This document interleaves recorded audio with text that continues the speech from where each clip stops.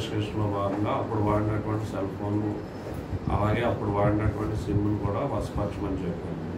వశపరచవలసిన బాధ్యత వారికి ఉంది. ఇన్వెస్టిగేషన్ సహకరించవలసిన బాధ్యత వారికి ఉంది. సార్ ఇప్పటి వరకు 2 సార్లు వచ్చారు జోగిరామ్. అతను ఇచ్చిన సమాధానం మీకు ఇప్పటి వరకు అతను 4 సార్లు వచ్చాడు. నా దగ్గరే 3 సార్లు కదా, 3 సార్లు పిలిచాము. నా ముందు డిఎస్పీ గారు పిలిచారు. కొన్ని సమాధానాలు టాలీ అవుతున్నాయి, కొన్ని సమాధానాలు టాలీ అవ్వట్లేదు. అందువల్లనే మిగిలిన సాక్షులు కూడా మళ్ళీ దానికి కనెక్టింగ్ ఎవిడెన్స్ ఏముంది అనేది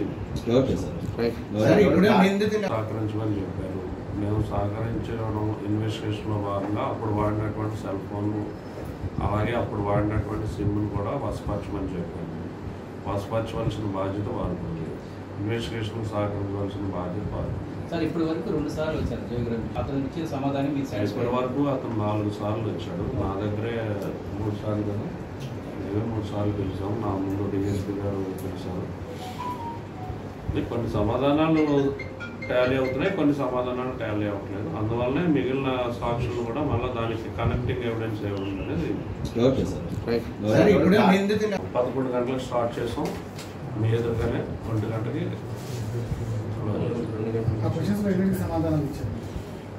27 క్వశ్చన్లకి అతను ఏదో ఒక సమాధానం చెప్పాడు. కొన్ని సాటిస్ఫై అయ్యి ఉన్నాయి, కొన్ని పొందలేని సమాధానాలు ఉన్నాయి. సార్ మొన్న అవి అతను వాస్తవ విరుద్ధమైన సమాధానం ఉన్నాయి.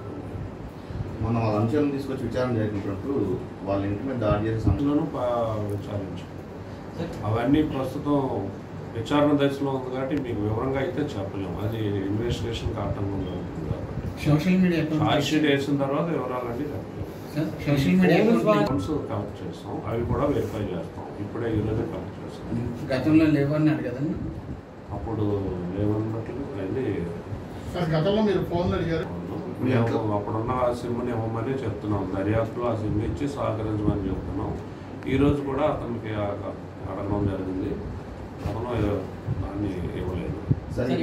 అదే రికార్డులో కూడా చూపిస్తున్నాం. అదే కోర్టు ముందు కూడా ఆధారపరుస్తున్నాం. కోర్టు గైడ్లైన్స్ ప్రకారం ఒకసారి ఆ క్వశ్చన్స్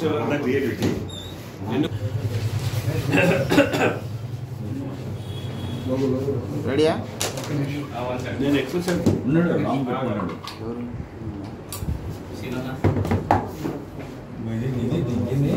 ఆల్రెడీ కోర్టుకి సుప్రీంకోర్టులో జరుగుతుంది. దానికి సంబంధించి కౌంటర్ అఫిడవిట్ కూడా వేస్తాం మేము.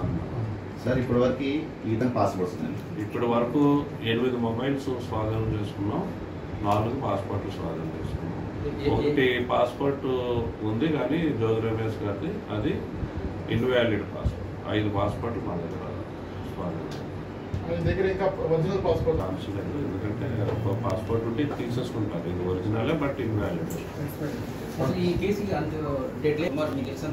టైంలో కంప్లీట్ చేయాలని లేదు. Okay sir, thank you sir. Ready sir?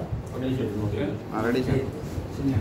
గౌరవ ముఖ్యమంత్రి గారి ఇంటి వద్ద 2021లో జరిగిన కల్కట్ వద్ద జరిగినటువంటి దాడికి సంబంధించి అందులో ప్రథమ ముద్దాయి అయినటువంటి జోగి రమేష్ గారికి ఈరోజు నోటీస్ ఇచ్చి పిలిపించడం జరిగింది. ఇప్పటి వరకు వచ్చిన విచారణలో తేలిన అంశాలను బట్టి, అలాగే సాక్షులు చెప్తున్న సాక్ష్యానికి, గతంలో ఇతను చెప్పినటువంటి సాక్ష్యానికి, అలాగే ఈ కేసులో ఇతర ముద్దాయిలు చెప్పిన సాక్ష్యానికి కొంత పొంతన లేని సమాధానాలు టాలీ అవ్వకపోవడం వల్ల వాటిని అన్నీ కూడా నోటీస్ ఇచ్చి పిలవడం జరిగింది. అలాగే అందులో కొన్ని సాక్ష్యాలు కూడా మాకు వశపరచమని చెప్పడం జరిగింది.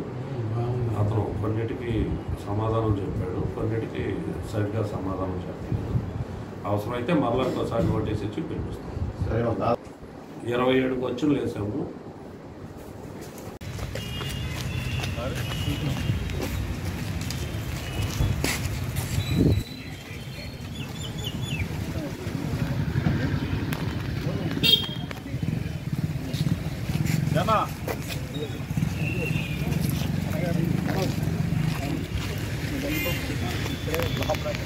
అలా నమస్తే.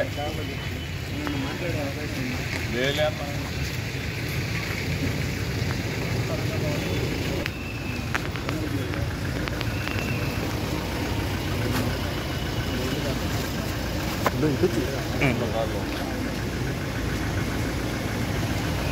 కృష్ణారెడ్డి అన్న వేమారెడ్డి గారు హాస్పిటల్ ఎక్కడది?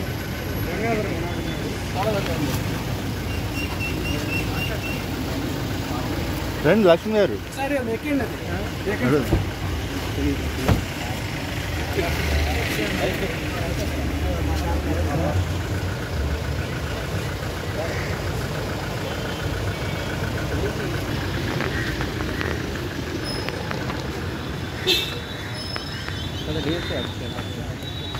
ఈయన వేమారెడ్డి ఆఫీస్కి వెళ్తున్నాడు.